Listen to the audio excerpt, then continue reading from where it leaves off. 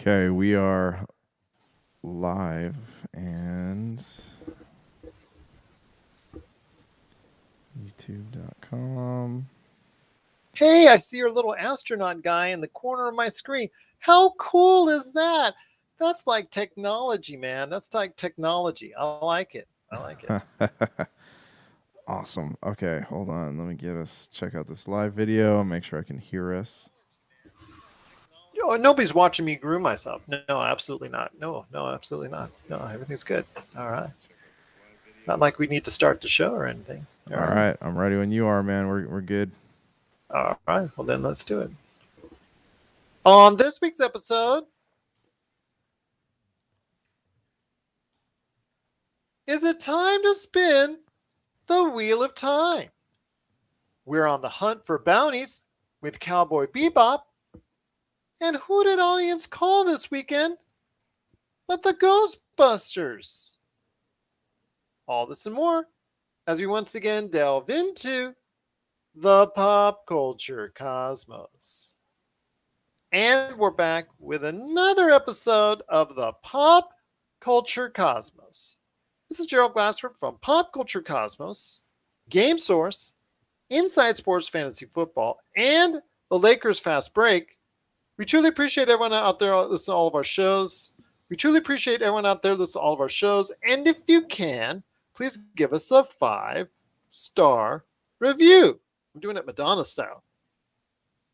On Apple Podcasts. Plus, if you can like, share, subscribe, follow, or do anything that you can to support us right here at the Pop Culture Cosmos, Inside Sports Fantasy Football, the Lakers Fast Break, Game Source, Humanican Media, and everything that we do here at popculturecosmos.com, including the fact that we are Facebook's #1 tabletop RPG streamer.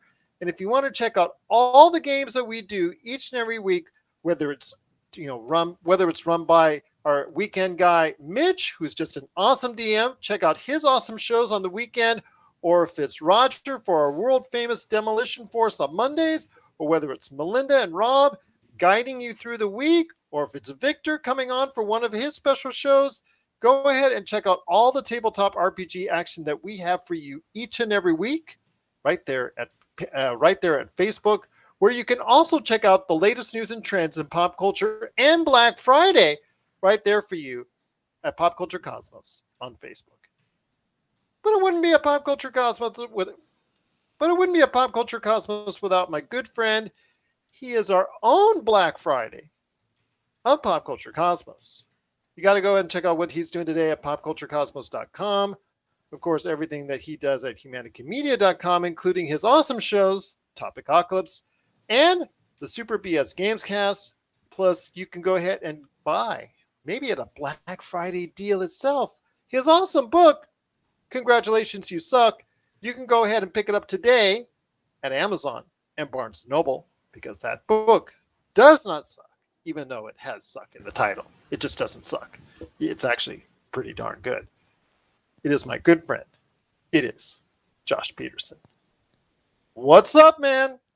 What's up? There's something weird going on with your camera today. Like you're facing up, and I feel like I'm in elementary school and I got in trouble, and I'm seated across from the principal, but he's so much bigger than me, and I'm about to get lectured. Wah, wah, wah. Yeah, exactly. No, it's all good. Well, man. let me just adjust it down for you. How about that? Now I can only see half your face. It's all good. Okay. It's all good. This is like those scenes with Vin Diesel. Oh, and then it fell over. And then it just topples over. This is like those scenes with Vin Diesel and The Rock in Fast and the Furious, how they always point the camera upwards on Vin Diesel to make him look taller. Yes. Even though we all know he's wearing like 5-foot platform shoes. So. And you said you mentioned this on your Instagram account. I did. Yeah. Yes. So if anyone ever tells you that your girl is too tall for you, you can just buy yourself a pair of Vin Diesel shoes and you'll be good.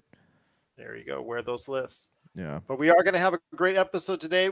Busy out there in shopping land like we were this past weekend? Well, we hear you out there, but we're going to try and give you some tips on what Black Friday things to shop for this weekend, because it's a definite good time to go ahead and do some Black Friday shopping, even though They've been spreading out the deals over the course of this month, and we've been reminding and showing you here at the Pop Culture Cosmos.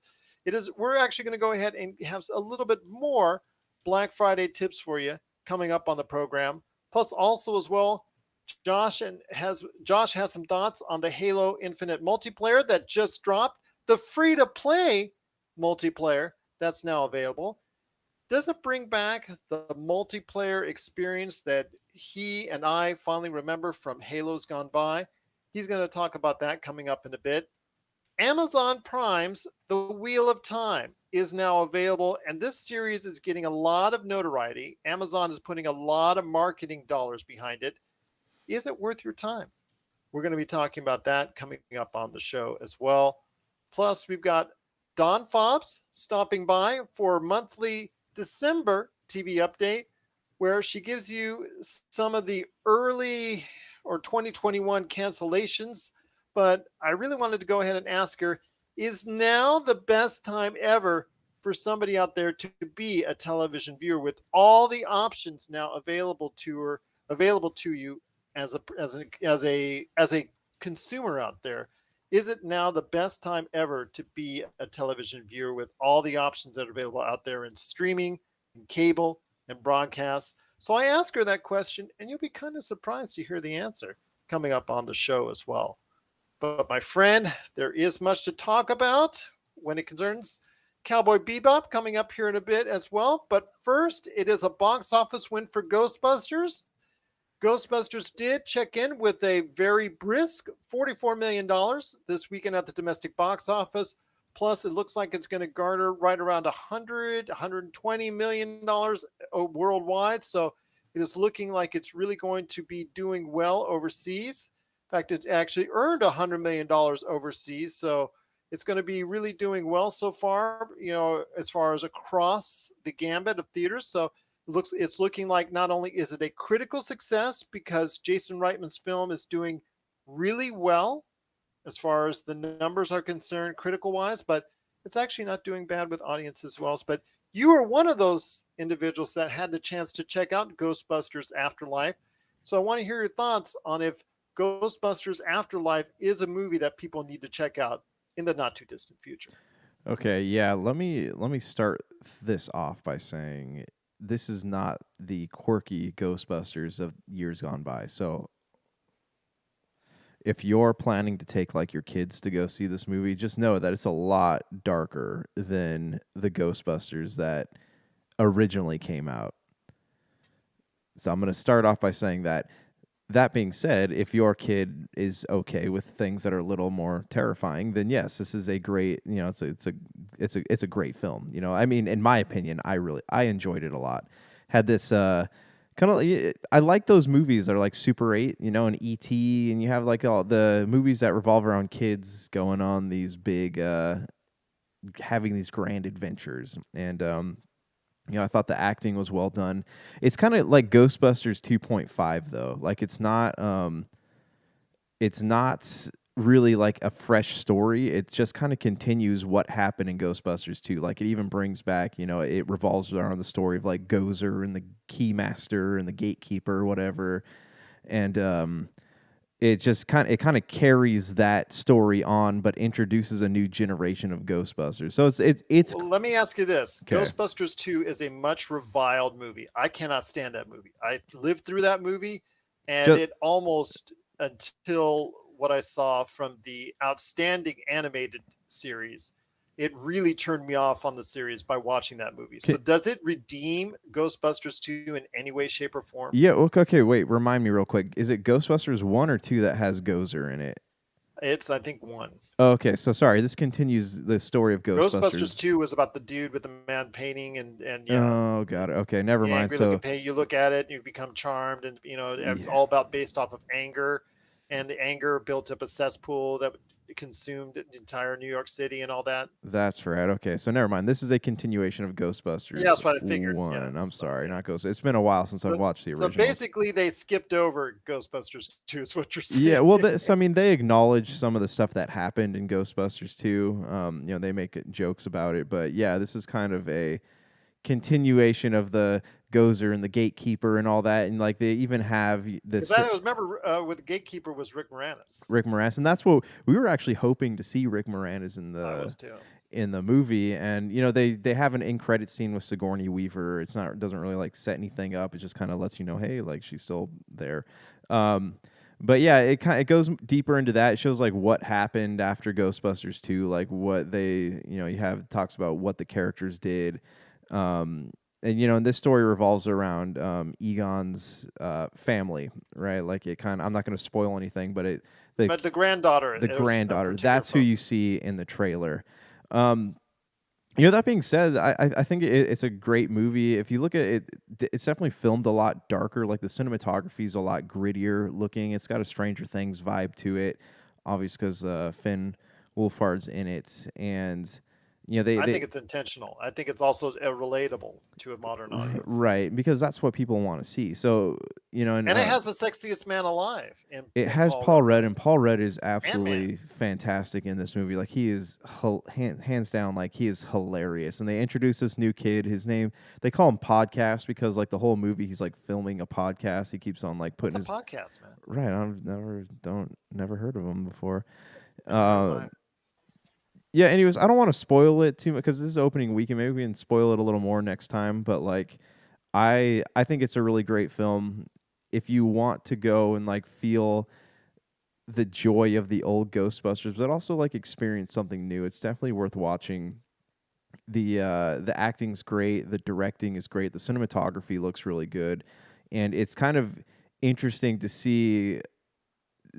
I mean, I guess it's like symbolic too. Like they're trying to pass off, like make this franchise fresh for a new generation, and they kind of Yes. show that in the movie itself when they get all these like young characters to realize that like, oh hey, my grandfather's part of this legacy of the Ghostbusters, and he's was literally trying to save the world. So now we have to pick up the mantle and continue with his work. And for those of you wondering, yes, the old Ghostbusters do show up at some point, but they don't steal the film, if that makes sense. No. Like they show up, do whatever it is that they're going to do, but they don't, the spotlight isn't really stolen for any moment of time from this new group of kids. And Well, that's they already something I gave that away admire. because they've been doing PR for the film this past week. So yeah, Right.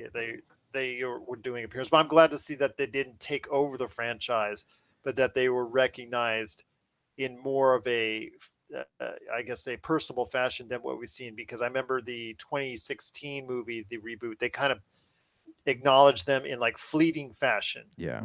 as far as the Ghostbusters are concerned, because they wanted to do something completely different. I'm glad to see that they're holding the legacy in many different ways, and it starts with the director Jason Reitman, who takes over for his father, Yeah. who was Ivan Reitman, who directed the first two films. Yeah, and you can see a lot of like the stuff that he talked about, that struggle that he had with his dad growing up.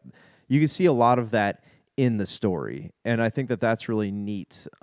I also think that it's cool how him and his dad worked together, like on this movie, to kind of make sure that the legacy of the old Ghostbusters was respected this time around.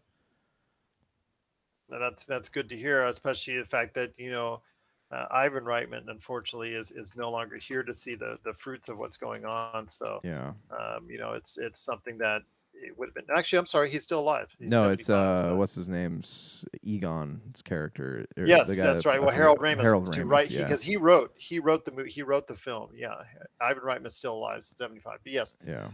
Harold Ramis is the one, unfortunately, who's passed away, and but you see his legacy being passed on in this film as far as his influence, because he helped write it, he helped create the Ghostbusters, Hmm. and this is obviously with his influence into the film and influence in the Ghostbusters. It's great to see that them recognize not only his character but his work as well, along with, like you said, Jason Reitman taking over for his father, Ivan Reitman.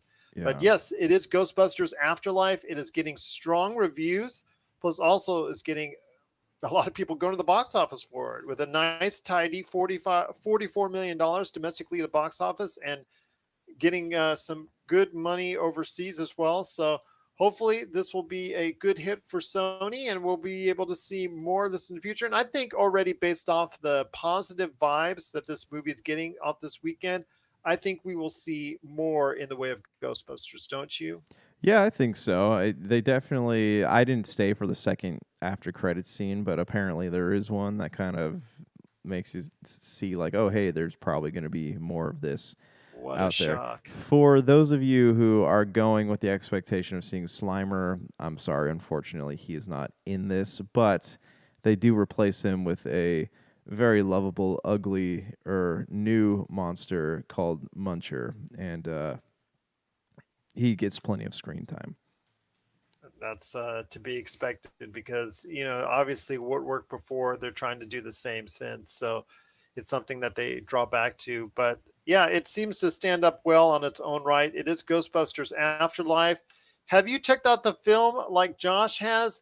Please, if you have, we'd love to hear your thoughts on it because it's something that definitely might go down as one of the better films of the year. So we want to hear about your experience with Ghostbusters Afterlife and if it's something that people should check out. Please let us know. Popculturecosmos at yahoo.com. Well, there's still much more to talk about on today's program, my friend. I wanted to ask you this when it comes to Halo and Halo Infinite. We all know that the game is coming out next month, and I've already been ad nauseum complaining about the fact that all the missed opportunities already that have gone by. But last week at that Monday, let's pat ourselves on the back for 20 years symposium that we saw for Xbox 20. And of course, happy birthday, Xbox, on that. But that was still quite a bit for stuff for not a lot that you got out of it until the very end, where they said, you know what, we're going to throw the free to play multiplayer part of Halo Infinite out there right now, which was a big surprise and a welcome one at that. And people have been playing it since.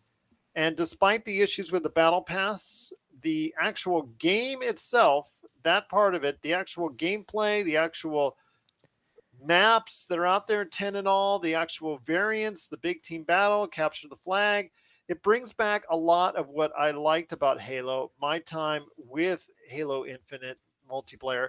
It brings back a lot of that. The fact it's free to play, it's an good entry point. The things that you have to earn as far as from cosmetically, I don't see much in the way of pay to win, so I'm very happy about that. But my friend, I want to hear your thoughts on Halo Infinite's multiplayer and the fact that not only is it great that it's free to play, but that it's out right now. Yeah, I mean, this is something I wasn't expecting. There's a lot of other cool news from that, Xbox 20 thing too, with all the backwards The backwards compatibility stuff. compatible, I But think that, yeah. yeah, speaking to Halo, yeah, I did get some time to sit down with it. It does feel great. It's very smooth. A friend of mine from the old days of Super BS phrased it well when he said it plays like butter. Like it's all muscle memory. Like you go back to how smooth the multiplayer felt in like Halo 2 and 3, and it feels just like that. And that's kind of good for them because we've had all these like shooters come out lately. We had Battlefield 2042, Call of Duty, none of which have like really struck well with a lot of the big name reviewers as far as the multiplayer goes. And then Halo 2 or not Halo Infinite comes out and people are really digging this game. So, we've talked a lot about where Halo stands in the grander scheme of these big shooters, and I feel like Halo Infinite is really off to a good start. My complaints, though, my Watch out. my complaints are this: it takes forever because they really want you to buy battle passes. They want you to buy the battle pass and all the Of other course. season passes or whatever that are going to be attached to this game. When you first signed into like Halo Reach and Halo 3, they had a lot of cosmetic stuff that you could do. Do you remember that? Like they had Yep. not a lot, but they had like 4 or 5 choices, as far as like gear. And yeah, you earned and unlocked a lot of stuff. And you can kind of like throw together this random looking armor piece and it would look cool. You're like, "Oh yeah, that looks really awesome." In this one, you have to earn it, but you have to earn it after you buy the battle pass. And I think that is something that is going to be frustrating to a lot of people because because I for one, like they said it was free to play, but it's not really free to play. If you want to play for more than just the joy of playing the game, and going through that, you have all this what do you call it in order to rank up. You used to get I remember in Halo 3 you get a lot of experience points per match, but this one you get a very minimal amount of experience points because they want you to achieve certain like objectives. Like you get one for like, oh yeah, I get one for just turning on the game that day, but you also like, hey, get so many kills with this or get so many kills with that. And you don't really get a chance to do a lot of that in these matches. Like you have to be really good in order to, and maybe a lot of people can get there one day, but it takes a lot longer to level up your character in. What a shock, my friend. Yeah. A free to play game. Yeah, and I guess that's kind of what bums me out about is that I like it, I really like it, but I don't like those aspects of it. Well, let me ask you this. I mean, I'm playing it. I'm not playing it for anything building up to. I'm just going to play it to play it. I just want to play it because the variants. I just want to play it because I miss capture the flag. I just want to play it because I miss big team battle. I just want to play it because I enjoy running people over with a ghost every now and then. I enjoy it because I love snatching something out of the air as far as stealing a vehicle from them and then driving it away and laughing at the same time. I love it because the fact that I can get an energy sword and just having the opponents, just right there for you. I love the fact that thrill of getting the flag and trying to escape with the victory, and hitting it back to my home team's base. If I just want to go ahead and do that, is that going to be a problem? No, no, absolutely not. Like it does. I've played a bunch of different variants. I played Slayer. I played Capture the Flag. I've played Oddball. Like it's all there, and it feels very nice. And if you're in it just for that, then that's yeah, it definitely satisfies on all accounts. I just don't like the new button layout. That's my one complaint. Like I miss like there's so many things, so many like new things going on. Like I miss being able to like just run up and like hit the either the joystick or Y to be able to hit somebody. So you definitely have to get in there and mess with the button layout and find something that satisfies you. But if you're just looking to jump on and have a good time, like yes, it definitely does that. It definitely satisfies to that extent. And I think that's the way you got to approach this. I mean, if you're trying to approach it from a competitive standpoint, or like back you and I in the day on Halo 2, for me especially, Halo 3, I was just there for fun. But Halo 2, I was trying really hard to rank up Yeah. and get my rank up. And I was I think for me, I never got to 50. I think it was in the high 30s at one point. And for me, that was the best I could do just because it was so hard to keep that rank after a while because you got matched up against so many great individuals out there that are playing at the same time you are. I don't have that urge to go ahead and do that anymore. I don't have that urge to go ahead and play 6, 7, 8 hours of Halo multiplayer. Like you, I don't have that time anymore to go ahead and do that. Yeah. I just have the time maybe to go ahead once or twice a week, pop it on for an hour, play a couple missions of Capture the Flag, and play a couple times of Slayer. There you go, my friend. I'm good for the week.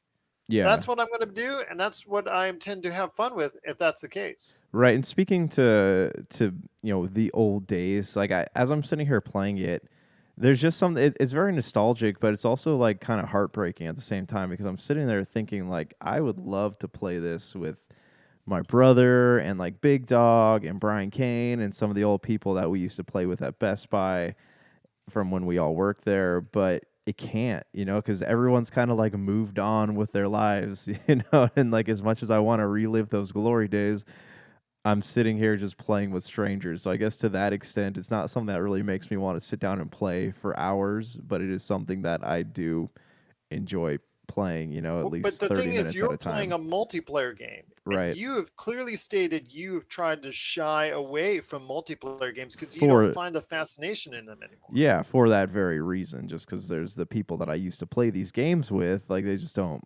they're not playing anymore. So, but that being said, like anytime I've turned this game on, like the matches only last like 3 minutes. So no, well, 3 to 5 minutes usually. You do a couple different styles of it, but I have enjoyed playing it. So every time I've turned it on to play, I've played for at least 30 minutes. If that tells you anything about it. That tells me a lot, and that tells me that there's actually a lot of people out there like yourself that's returning to the Halo series, and that's what Microsoft and 343 were looking for when they released this. Is a lot of nostalgia for people to come back to it. But again, it's still a hard deal because the fact that you're trying to find Xbox Series X's and trying to find the available Game Pass, the Battle Pass, and going through all that. I mean, it's just to if you really want to get into it. But for someone if just like myself is just going to go into it such a casual fashion, this could be something that I really could get into, even if I hear bad things about the Halo Infinite campaign. Yeah, exactly. And the Halo Infinite campaign is definitely something that, and that's something that's cool too, is that as you're playing through the campaign, you earn stuff for multiplayer. So that's neat. But this might be something that I will play the campaign, but I don't know how much. I look at it this way: it's gonna be for me. It's gonna be like the most casual multiplayer game that I have available to me because it's gonna be something that I'm not gonna dedicate time to sit down and play. But I can imagine myself being like, "Oh, hey, I got 30 minutes a game. Why don't I go turn on play a couple matches of Halo?" I agree. I agree with you on that. I'm just looking for again something that I can go ahead and maybe 2 or 3 hours a week and just chill and just do it to enjoy it. Just do it to, have fun and remind me of the days gone by with Halo 2 where I spent years playing that game, the Halo 2 multiplayer version of it, and just I enjoyed it immensely night in, night out when I was going ahead in my younger days. And now that I'm older, I just want to go back and appreciate what I did back then by playing a round or two every now and then on the Halo Infinite multiplayer. So I'm happy to see that it is a free to play option. And if it's a good barrier for entry, if you're just going into it casually. Now, if you're going into it looking for more serious things, then I don't know. That's going to be something that you're getting into the free to play concept. You're getting into microtransactions. You're getting into battle pass. You're getting into all those things that there's a barrier of entry that may be too high for some people or maybe frustrating for some people, like you said with yourself. For me, again, I just want to go into it casually because if I try to go ahead and get into it any way, shape, or form in a competitive fashion, I know I'm going to be let down. Yeah, and it definitely it satisfies to that extent. So don't. I mean, I know I've given mixed reviews here, but it is cool. It is really great. Like The it. gameplay is cool. Yeah, That like I have enjoyed it. It's a really great thing, especially since to get someone like me who doesn't like multiplayer games to sit down and play more than one match, like it's really accomplished a lot, at least in my book. Well, it is the Halo Infinite multiplayer, free to play. I hope you have had a chance to check it out. It did drop with the announcement from the Xbox 20 live stream. That was last Monday. So it's been out almost a week. In fact, it probably will be out a week by the time you hear this. So if you have thoughts on the Halo Infinite multiplayer, we'd love to hear them. Popculturecosmos at yahoo.com or Pop Culture Cosmos on Facebook, Pop Culture Cosmos on Twitter, Instagram, wherever you can go ahead and get your social media, even TikTok. Let us know your thoughts on the Halo Infinite multiplayer, Pop Culture Cosmos at yahoo.com. Well, before we head to the break, my friend, I wanted to go ahead and ask you real quick. We will go ahead coming up here with just before we go ahead to Dawn Fobbs from the Mother Daughter Ish podcast and her monthly TV update. And then after that, we're going to be talking about Black Friday memories and also some of the stuff that you can get right now because coming Black Friday.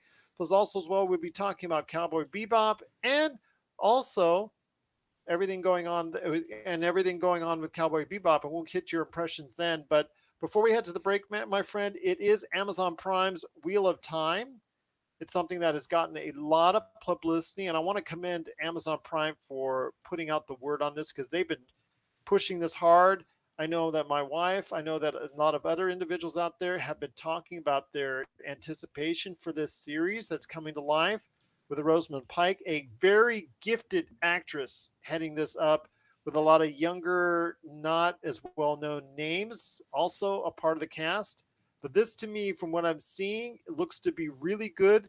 Your thoughts on Amazon Prime's Wheel of Time? So I mean I'd heard things about this show and I'd seen the trailer for it. I haven't actually sat down and watched it, so I didn't even actually know it was out until I went to go turn on Cowboy Bebop the other night and saw like a, Yes, a banner for it. So I mean I don't really know much about the source material. I know it's based on a book series. I don't know too of much course. about it. So that being said, I have zero expectations for something like this, and that kind of makes me more intrigued by it because I don't. I don't know what I'm expecting going into it. That being I said, it's like it's a fantasy series, and every time something like that gets put on television and it's not Lord of the Rings related, it has a rough go of things. So I'm just curious. I mean, outside Game of Thrones was like the or The first. Witcher. The Witcher, yeah. I mean, these newer shows are the first like break out the gates, but now I'm seeing like Amazon's budget for a show like this would obviously have to be high. So that being said, I'm intrigued. I would like to sit down and maybe watch an episode or two of it, but I don't really have a lot of knowledge on this topic. What are you thinking about this?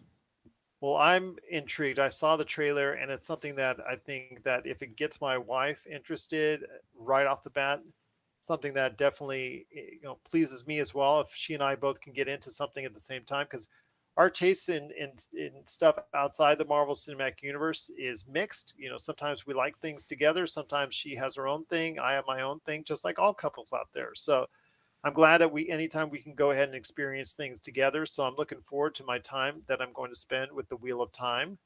Get it? Time, time. No, that's good. That's There you go. good. It's like a wheel There you just go. keeps spinning. Exactly. Woo! Back to back. But I'll tell you what, I am really intrigued by it. So we'll see what happens, my friend. I'm going to give it a shot and see if this is something good. I mean, my gosh, we've got Amazon Prime just because for the shopping season. If you've got it, Might as just for well even use for it. now, for the Black Friday season or the holiday season, you got to go ahead and check it out. It's like right there with it. You can't avoid it. You should get it. It's right there, advertised all over the place. So you don't need to just go ahead and avoid it. Just give it a shot, even if it's just one or two episodes. I mean, again, if you picked up Amazon Prime for this one time a year before all the holiday shopping begins, this would be a great time for you to go ahead and get into the Wheel of Time because you know what? It's there. It's part of Amazon Prime. It's free and included with Amazon Prime. I think it's a good choice to make. No, I agree. You can't go wrong from something that you don't have to pay for to watch. Absolutely. Couldn't agree with you more on that. But it is Amazon Prime's Wheel of Time. We're looking forward to checking this upcoming fantasy series, which is available right now. Actually, it's actually with this series, it's actually available right now on Amazon Prime. So please The check. first 3 episodes. Other than that, it Yes, and then airs every every Friday, I Friday. think, Yeah. right? Mm-hmm. Yeah, yeah. First three episodes, then every Friday, new episodes come in. So if you want to check out the Amazon Prime's Wheel of Time, please go ahead and do so. And if you have thoughts on it, we'd love to hear them. Popculturecosmos@yahoo.com. Well, coming up next after the break, Dawn Fobbs from the Mother Daughter Ish podcast is coming up with her December TV update.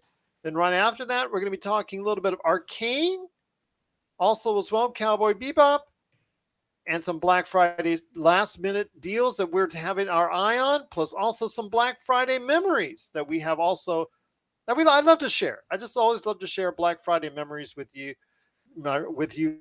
folks out there. So we're going to go ahead and share our Black Friday memories, Black Friday deals, Cowboy Bebop, and also as well a little bit of Arcane as well. This is the Pop Culture Cosmos. And we're back to close out the show. This is the Pop Culture Cosmos. Once again, we are the leading tabletop RPG streamer on Facebook. Check out our tremendous shows that Mitch, Roger, Melinda, Rob, and Victor all run for these tremendous games that you can see all week long on Facebook at Pop Culture Cosmos. You'll see a tremendous amount. In fact, right now, even if you go to the video section at Pop Culture Cosmos, you will see hours upon hours upon hours upon countless hours of tabletop RPG action. So if you want to go ahead, check it out today. Pop Culture Cosmos on Facebook, where you'll also see the latest news and trends in pop culture posted right there at Pop Culture Cosmos. But before we head on out, my friend, I wanted to go ahead, as I mentioned with Don Fobbs, Arcane is getting a lot of great reviews. In fact, it just scored a 10 from IGN for the entire season. I want to go ahead and mention that I got a chance to watch a little bit of it. That's let's just make a note here. That's the first thing that's not made by Sony that IGN has given a 10 out of 10 to. Well, remember they also gave video game wise, they gave Forza a 10 as well. That's true. So, they did recently. That was recently. second thing that Sony hasn't made that they're going to 10 to. Well, there you go. Spoken like a true Xbox fanboy that you are. But I want to go ahead and say that I Arcane. I like to think I'm pretty middle of the road these days. Okay, good, good. You're like me, Mr. Geneva, Switzerland, right there, trying to negotiate between the video game wars, right there. I want to go ahead and I want to go ahead and mention that Arcane, based off the League of Legends, that did get an early second season renewal before we had it done out on Friday, and it was just amazing to see the kind of response for it as yet. I've seen a little bit of it. If you're brand new to the world and universe of Arcane and League of Legends, it's going to be a little bit rough at first because they don't give you much of a primer up front as far as explanations. But once you get over that little bit of a hump, you're really going to like what you're going to see To because it is just recreating a new universe, a new something new that you can get into. It's something that is based off of a familiar property to many people, but to others like me who are not as adept at the world of League of Legends, I'm really liking what I'm seeing so far, my friend. Yeah, the League of Legends, I didn't realize they had so much lore. I thought they were just trying to like build up lore, but I also didn't know that. So last week they shadow dropped Ruin King. It's their a League of Legends RPG. So a lot going on in the League of Legends world these days. Arcane is something that there have been a lot of people talking about. I've some of my students have watched it and they all have had high praise for it. I haven't had a chance to sit down and watch any episodes. I'm not sure when I will get that opportunity to do that, but it's cool that they are trying to expand their not just their mythology but also their audience with these different mediums of storytelling. Well, again, it's something that I'm very interested in checking out more of. I only checked out a little bit so far. I've been focusing on another show that Netflix just dropped this past Friday, and that is Cowboy Bebop. I've actually seen the first 5 episodes, and for my time with Arcane, Blade Runner, Black Lotus, and also as well Cowboy Bebop, I say of the three, I would give a slight. I guess I got to watch it. Which one do I take priority on? I would probably say I give it a slight advantage to Cowboy Bebop because I'm really liking what I'm seeing with Cowboy Bebop. I think it's entertaining. It does. Some of the episodes do drag a little bit because they're doing a lot of explanation and backstory on the characters, all three of the main characters. So they do spend a lot of time doing that, but the actual adventures and missions and obviously the overarching story arc is very intriguing. I love the fact that they're intergalactic bounty hunting and they're not the best at it or they have the worst luck, I should say, known for any bounty hunters, but it is something that even if you're not familiar with the anime, I like this setup a little bit more than Arcane's from introducing you to what's going on. I really like that standpoint. I'm really enjoying all three of these series, and that's Blade Runner, Black Lotus on Adult Swim. I'm also enjoying Arcane, but I'm also enjoying, for the most part, a little bit more Cowboy Bebop. But your thoughts so far on what you've seen from Cowboy Bebop? Yeah, so we watched. Me and my wife watched the first episode on Friday. No, It isn't a very adult Friday. by language. I just Yeah, want to let you know. yeah. I mean, Never and thrown out that's there. that's typical. The anime was like that too. Like before I watched Cowboy Bebop, I had never seen an anime that actually like used the F word before, which was like super surprising to me. But that the show I was not expecting, and this sounds bad. I wasn't expecting it to be good. And then I turned the Well, show there's a on. low bar. There's a very low bar, and yeah, with like these anime to live action adaptations, they just haven't been good. And so I turned this on expecting it more of the same.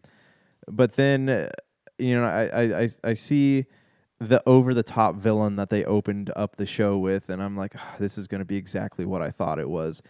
But then, Spike shows up, and then Jet shows up, and they have that shootout, and then all the chaos breaks out, and the door to the space station bursts open, and you're hearing jokes, and like it slowly started to grow on me because I felt like I was watching a Quentin Tarantino movie with just with like how stylized things are and how fast the dialogue was moving. And even still, like you get further into the first episode, you get to like it's Asimov and the pregnant woman who has the drugs. Like that is, I was like, this is gonna be The just red eye. yeah, this is gonna be like beat for beat. This is the first episode of Cowboy Bebop. Like this is what they showed in Cowboy Bebop, the cartoon. And I was expecting it to be, move for move like that, and it ended up kind of telling that story but in a different way. So like this is in fact a retelling. If it don't a lot of reviews have been saying like this is it's just an exact adaptation of the anime, but it's not. It's kind of like a rekindling of those old stories, and I for one like I have really enjoyed what I've seen so far. The only thing I don't like is the guy that plays Vicious. I don't know that it's I don't think that that's a good he doesn't look like an actor that I was imagining playing Vicious. But also like John Cho He's the is head of the syndicate, just so that everybody knows. yeah, That has a tie to the past for Spike, John Cho's character. right. And I don't know. I just like I didn't imagine him being the person who's playing Vicious. Like I don't like the actor. And I don't not that I don't like him as a person, I just don't like him in that role. I feel like there were probably like I was I was expecting, they cast Spike as an Asian actor. I was expecting Vicious to be cast as an Asian actor as well because that's I guess when I imagined a live adaptation, that's what I was imagining happening. But then again, I'm only one episode in, so I haven't really been fair to the by giving this guy a chance. So I don't know yet. But you're 4 episodes in, and you said you've enjoyed what's happened so far. So maybe I just need to watch a few more episodes. I'm actually 5 way in and halfway through, so I'm enjoying what I'm seeing. It's just fun, and remember, as we talked about, I am not as into anime as you are.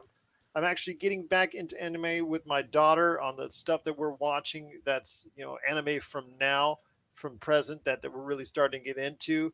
But for the most part, in the past, I told you ever since you watch Akira, for me that was just such a great experience in anime. It was really hard for me to get into anything anime for 20 plus years because of Yeah. it. And one of the things I did miss was Cowboy Bebop.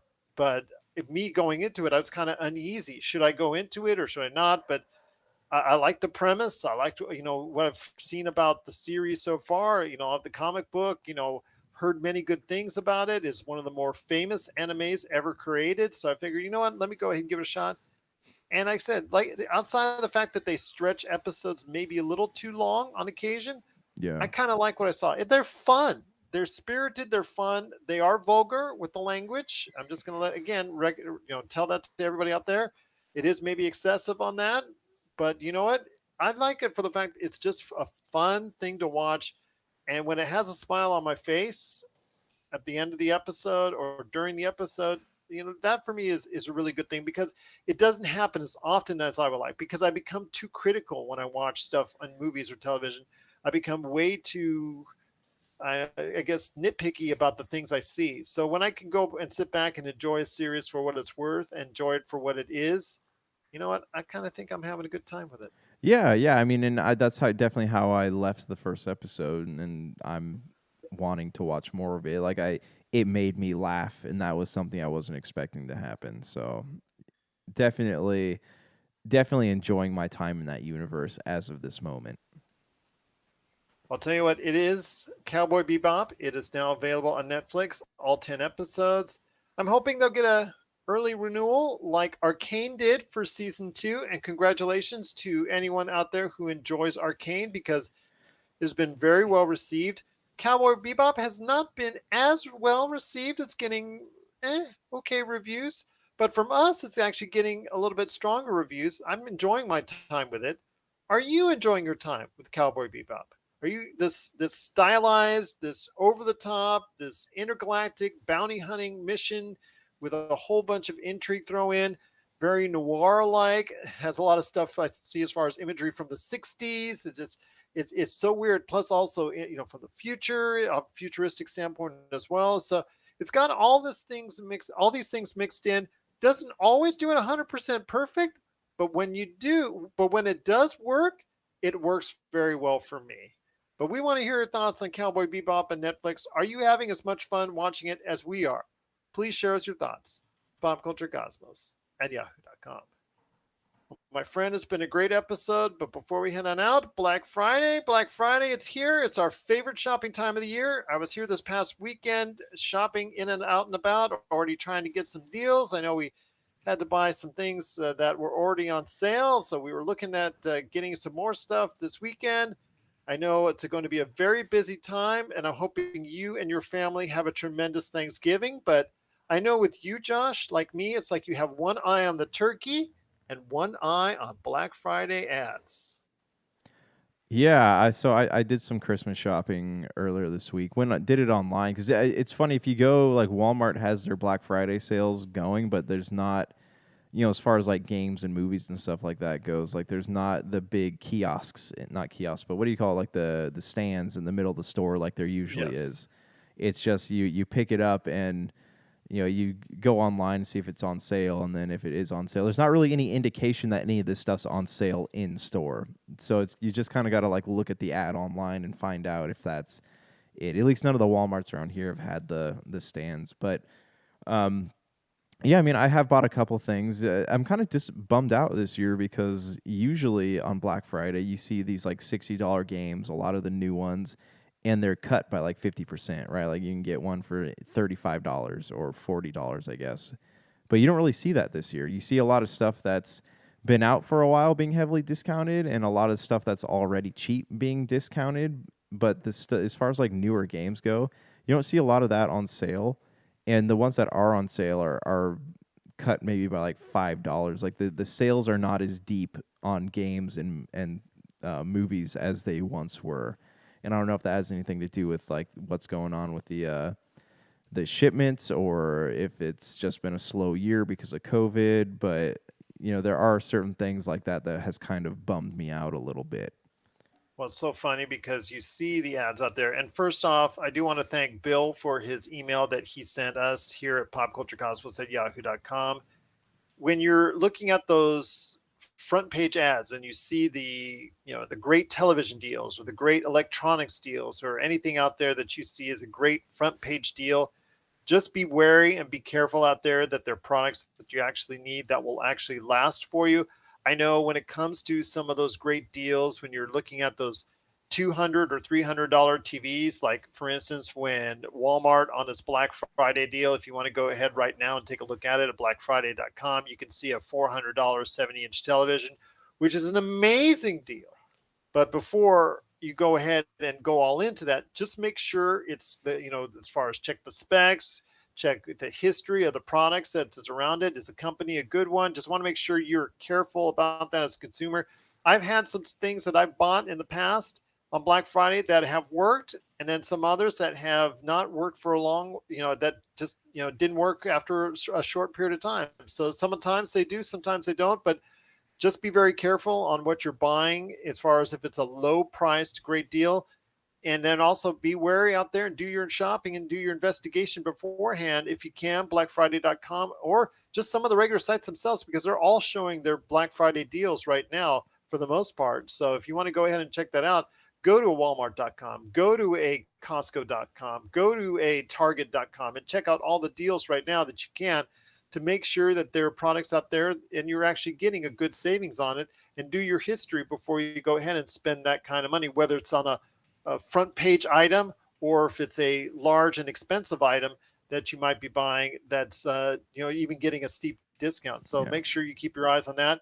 Plus the fact that they have as well, not just televisions, not just stereos, not just headsets, but also as well, things like in the cellular department, look out for some great deals there. I know Walmart, Best Buy, they're obviously giving great incentives for if you're getting new iPhones or getting new lines and things of that nature. So take a look at that. It's not just all about TVs and things of that nature this year. But you're right, my friend. When it comes to video games, the video game prices, they're not really that great. Although, if you didn't pick up a copy of Cyberpunk 2077, it's so funny because you can actually get it as low as $9.99 this coming week. believe that is at Target. So Hmm. if you're all you Yeah, Target shoppers out there, target.com. they frequently have that game discounted to $10 at Target. Like Well, I I've been in wonder there a few why. times. I Yeah, mean, I wonder why. I'm sure that they weren't planning on it being discounted $50 below what it was originally intended for this time last year when it came out. But all the problems since then, you get what you reap what you sow, my friend. You reap yeah, what you sow. But yeah. Jedi Fallen Order is now dropped to the price around $14.99. So check that out at Walmart or Target. Those two places I've seen indicated at $14.99. So that's a great time to look. Great time to pick that up because that's been a tremendous game that you have spoken of highly already in the past. But there are still deals out there. They're just getting harder and harder to find. I do want to mention our friends at iArcade at iircade.com. They are running a huge sale, about $200 off their units, which are normally in the $700 range, or excuse me, the $800 range. They're really being reduced $200 to $600. And these are the full stands and the full marquee and the whole thing when it comes to the whole arcade units, which come with 164 or 128 gigabytes of storage, depending on the unit, has the accessibility and Wi-Fi to go ahead and order and download games right from there. And they have specialized units, whether it's Dragon's Lair, Space Ace, Double Dragon, Retromania.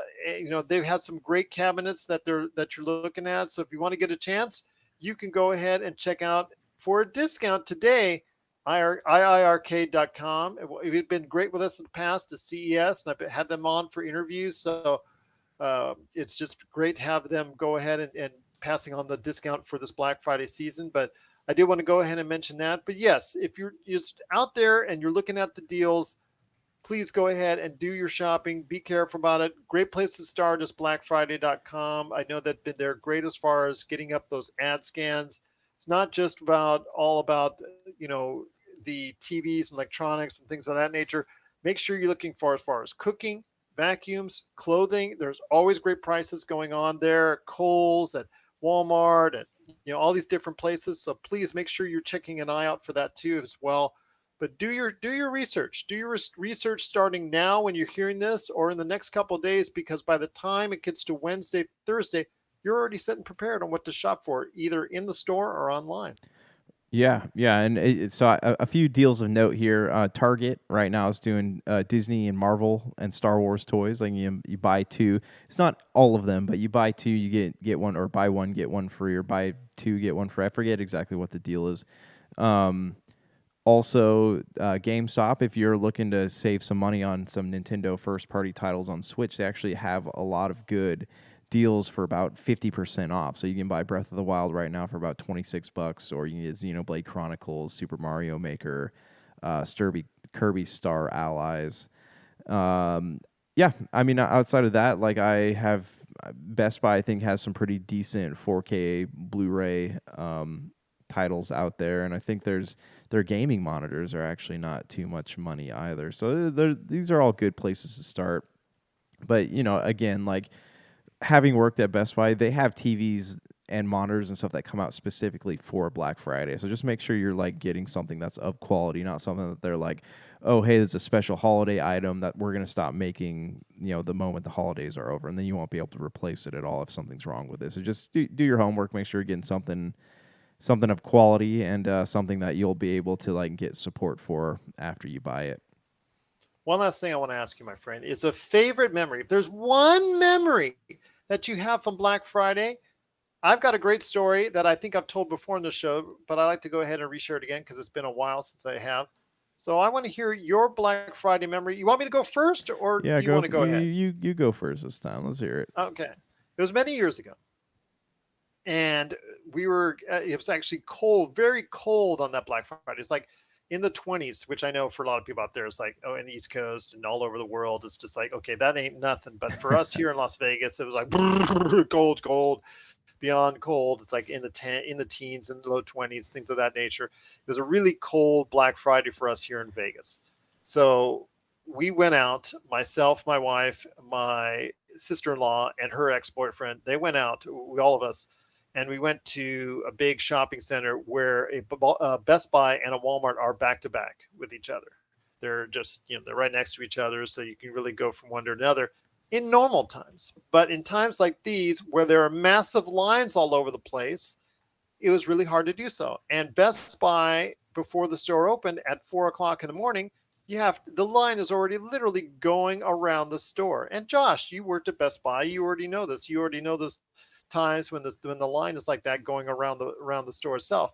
So we all waited, and we're waiting, and they're freezing, and the Starbucks is not even warming anybody up, and they're saying, Gerald, we got to start. We're here at Best Buy right now. We're good stuff. Maybe you should walk over to Walmart and maybe stay outside in that line there and be, see what you can do there. I said, yeah, you're right, because there's some deals I have to get at Walmart. So, all right, I'll brave it out there. I'll brave it out there. So I go over there, and that was the first year that they actually started organizing things from a standpoint at Walmart of doing everything inside and bringing everybody inside for the lines. But my wife and So my you lucked out. You sister-in-law got and her to. ex-boyfriend, they didn't know that. So you got to stay toasty. Yeah, so they give me a call about an hour later. Gerald, we're still in line. They're about ready to open the store here in about a half an hour. How are you doing, Gerald?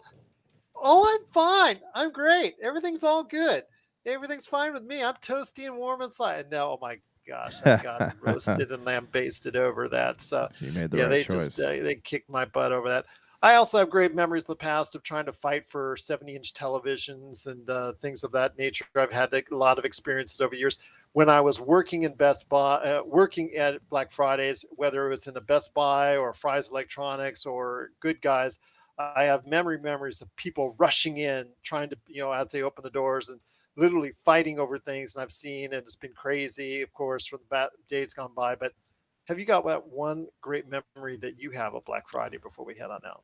So I have a great memory, but let me talk about this one like unique memory I have. So like I said, I worked at Best Buy, and they sent it was probably like the store opened at 4 that morning, and around 3:30 they send our the girl out there that's supposed to be doing the like giving information on like black ties and all that. But these people, this like mob of people outside, they're not interested in like black tie protection. They're not interested in replacement plans or opening Best Buy cards. Like they want to know how many of these items are in the ad. And like they went so far as to like they're like touching this girl, like their hands are all over her. So she comes inside crying because she's just been like, handled by all these different people. So like they send me out there, and I don't know. I mean, I'm pretty not I'm not a big buff guy, but they send me out there, and I'm kind of like acting as a shield for this girl. She's trying to sell credit cards, but then they're like all touching me, and I felt like that scene in Justice League when or no, it's Batman versus Superman, when Superman like lands and he's in the midst of all those people, and they're all like putting his hand on his chest, except they weren't like gently touching me. They're like grabbing my shirt and asking me like, how many TVs do you have of this? And like I just remember that very vividly because that was my last Black Friday working at Best Buy, and people are crazy when they want those deals, man. And the girl was fine, like they didn't like do anything like bad to her, they just kind of like grabbing onto her shirt trying to get her attention and stuff. But that was that memory. But one of my favorite memories of Black Friday was we had Thanksgiving at my sister's house in Long Beach. Me and my cousin finished early, and we're like, yeah, we don't want to deal with all this like possibly awkward family drama that could ensue anytime we're all in the same room together. So me and him get in the car, and we go Black Friday shopping. We start at Best Buy. No, we started at Target. And we hadn't looked at any ads. We just kind of like walked in. And before we know it, like we each have a stack of like 15 different games, not games, but like a combination of games and movies. So that was cool. And then we're like, oh, hey, I only spent like $50. Let's go to Best Buy. So we go into Best Buy, each walk out with another stack of like games and movies. And it's in Best Buy that I run into one of my old coworkers who's like working at the security stand. And, so that was cool catching up with him. But I think we each spent like $150 to $200 that Black Friday. And we just came out with like a stack of stuff, some of which like I mean, I haven't even had the chance to play yet. So it was just funny because I hadn't looked at any ads, but there's obviously a lot of things that I wanted. So Black Friday is very dangerous for people who are not budget conscientious. That's for sure, my friend. That's for sure. But if you have any great Black Friday stories of your own, we would love to hear them.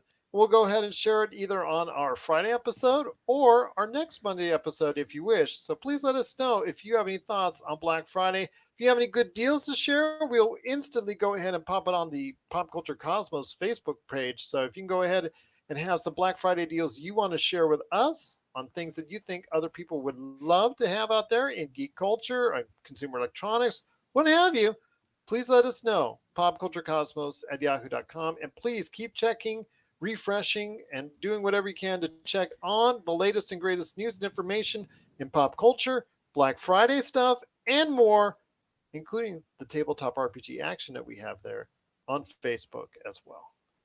But my friend, it's been a great episode. I cannot thank you enough, as always, for being part of it. Don't forget, we've got Melinda and I celebrating with you on Black Friday, another episode of the PCC Multiverse.